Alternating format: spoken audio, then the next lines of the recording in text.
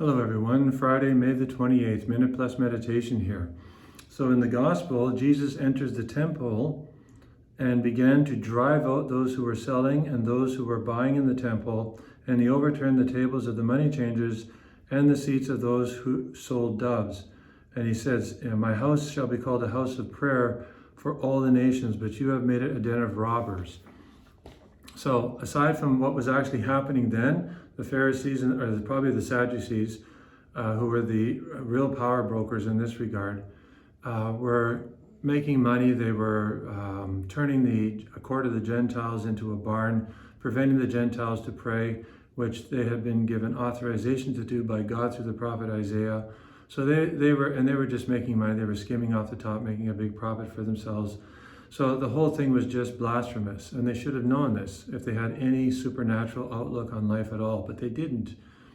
They had the gall to ask Jesus, "By what authority do you do this?" Because they're shamed, humiliated by his authenticity, by his example, calling them to love of God. However, we don't want to just refer to them in the past or set up the straw man and destroy the straw man. Okay, our temple, our body is also a temple now. For baptized, receive the Eucharist, confirmed, receive the sacrament of penance. Our body is a temple of the Holy Trinity, for in the state of grace. If you're not, please go to confession. But if you are, then is it cluttered with all sorts of things? I can be in the state of grace and yet hindering the operation of grace in my life because of attachment to all sorts of things that may not be sinful per se, but my choices, my decisions make it impossible for me to pray, and then I say I don't have time to pray. It's a deceit, I tell you. It's a deceit, a deceit, a deceit. I don't have time to go to Mass. There may be a few legitimate situations, but for the vast majority of people, it's a lack of faith. I mean, yeah, we can blame it on bad preaching and blah, blah, blah, all that stuff.